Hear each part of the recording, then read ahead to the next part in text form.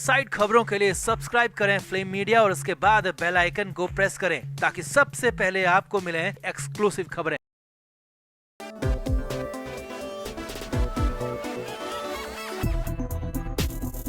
महाराष्ट्र से बड़ी खबर है, उद्धव ठाकरे की पार्टी से खबर है, उद्धव ठाकरे के घर से खबर है जो कि उनका दफ्तर भी है। जी हां, मातोश्री की मीटिंग में खासा बवाल हो गया। संजय राउत को मीटिंग से निकाल फेंका गया और यही नहीं, अंदर खाने एक दूसरे कमरे में 3 घंटे तक कमरे के अंदर बंद रखा गया, ऐसी खबरें आ रही। और जब तक मीटिंग खत्म नहीं हुई तब तक संजय राउत को वहीं रखा गया और मीटिंग खत्म होने के बाद ही बाहर निकाला गया। और ठाकरे ने, जी हाँ, उद्धव ठाकरे ने पूरा का पूरा बीएमसी चुनाव अपने हाथ में ले लिया। तो क्यों ऐसा हो गया, क्या ऐसा हुआ, सब कुछ आपको दिखाते हैं, बताते हैं। आप भी इस वीडियो को शेयर करें, कमेंट बॉक्स में अपनी राय जरूर दें।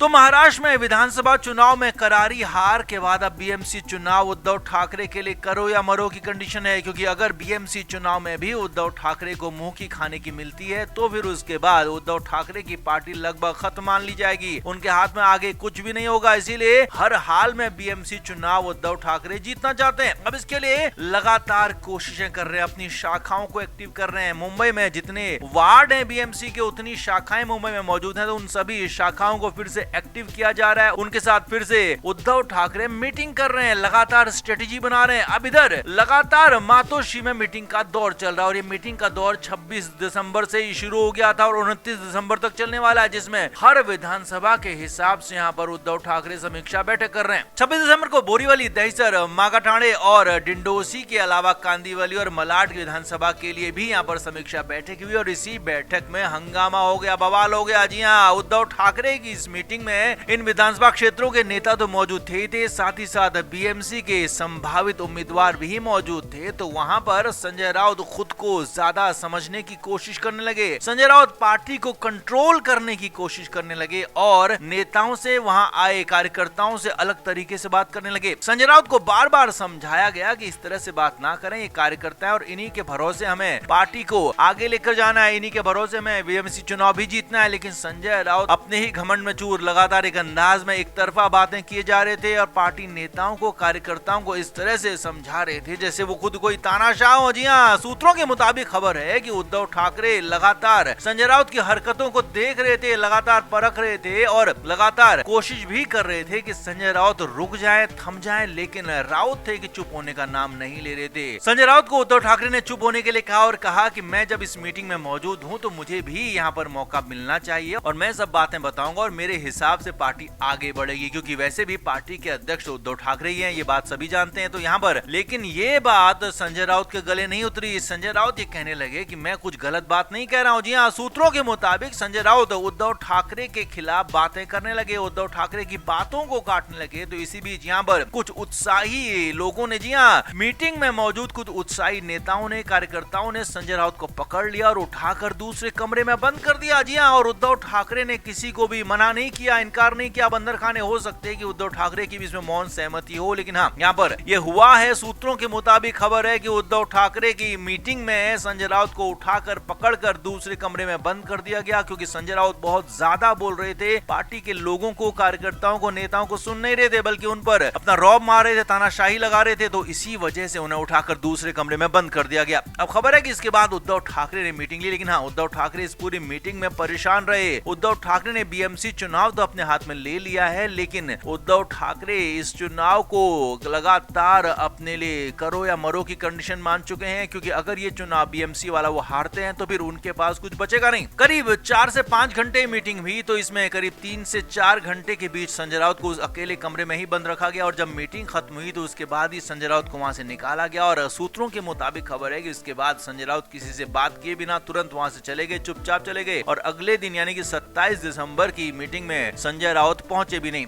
अब हालात ये हो गए कि उद्धव ठाकरे और संजय राउत आपस में ही लड़ पड़ रहे हैं, भिड़ पड़ रहे हैं, इसीलिए मुश्किलें लगातार बढ़ती जा रही हैं उद्धव ठाकरे के लिए और खास तौर पर बीएमसी चुनाव से पहले ये उनके लिए अच्छा संकेत तो बिल्कुल नहीं है। तो आप क्या मानते हैं, संजय राउत को क्या वाकई में किनारे करना ही अब उद्धव ठाकरे के लिए ठीक होगा या फिर ये गलत हुआ, संजय राउत कुछ नुकसान कर सकते हैं उद्धव ठाकरे का? आप क्या मानते हैं, कमेंट बॉक्स में जरूर बताएं, वीडियो को शेयर भी करें।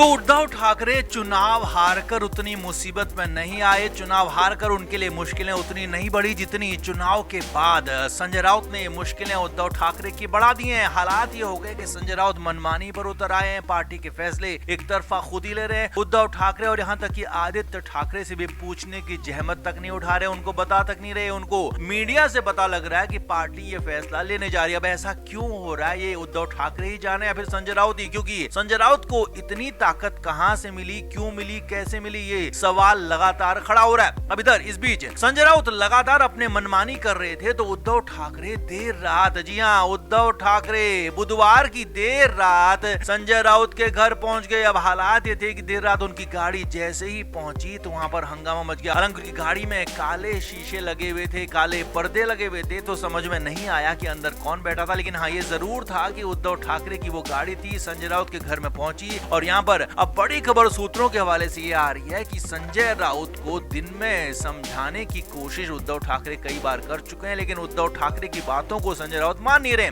अब अंदर की खबर ये भी है सूत्रों के मुताबिक देर रात संजय राउत से बात की गई, समझाया गया कि हमें एक रहना होगा। सूत्रों के मुताबिक खबर है कि देर रात तक उद्धव ठाकरे संजय राउत को समझाते रहे, मनाते रहे, कहते रहे कि हमें एक रहना है। वहीं संजय राउत की तरफ से बार बार यही कहा गया कि बीजेपी के साथ नहीं जाना है, बीजेपी के साथ नहीं जुड़ना है दोबारा से। अब लेकिन उद्धव ठाकरे की मन की यही इच्छा है कि दोबारा से बीजेपी के साथ जाया जाए, दोबारा से हिंदुत्व की राह पर चला जाए। लेकिन संजय राउत है कि मान नहीं रहे और संजय राउत ने कुछ ऐसी कमजोरी या कहेंगे ऐसी कोई नस उद्धव ठाकरे की और उनके परिवार की पकड़ी हुई है, जिस वजह से उद्धव ठाकरे इतना डरे हुए हैं, संजय राउत से घबराए हुए, इसीलिए तो देर रात पहुंच गए संजय राउत के घर पर। अब जो भी वो हालात उद्धव ठाकरे के लिए ठीक बिल्कुल भी नहीं कहे जा सकते हैं, क्योंकि संजय राउत यहाँ पर खुद तानाशाहों की तरह बर्ताव कर रहे हैं और एक तरह से पार्टी पर पूरा कब्जा कर लिया है, पूरी पार्टी को अपने हिसाब से चला रहे हैं। और इसीलिए मनाने की कोशिश की गई उद्धव ठाकरे की तरफ से संजय राउत को। अभी इमरजेंसी तो नहीं थी, लेकिन हाँ, वजह ये जरूर है कि उद्धव ठाकरे चाहते हैं कि पार्टी में सब कुछ ठीक दिखे, भले अंदर कुछ भी हो, बाहर से ठीक दिखे। और संजय राउत अकेले मीडिया में कोई बयान ना दें, जो भी बयान दें उनसे बात करके दें, उनसे पूछ कर दें। अब यहाँ पर मामला बिगड़ सकता है, क्योंकि उद्धव ठाकरे लगातार यही कोशिश कर रहे हैं कि वो फिर से बीजेपी के साथ जाएं, लेकिन संजय राउत इसी बात पर अड़े हैं कि बीजेपी के साथ दोबारा नहीं जाएंगे। तो कुल मिलाकर इसी बात को लेकर मामला फंसा हुआ है, इसीलिए देर रात संजय राउत के घर पहुंचे, ऐसी खबर है सूत्रों के हवाले से। अब आपका इस पर क्या कहना है? क्या उद्धव ठाकरे चौतरफा फंस गए हैं? क्या जिस तरह से पहले एकनाथ शिंदे ने पार्टी उनसे छीन ली, नाम छीन लिया, तो अब क्या संजय राउत छीन लेंगे? आप क्या मानते हैं? कमेंट बॉक्स में जरूर बताएं, वीडियो को शेयर भी करें। Film media report.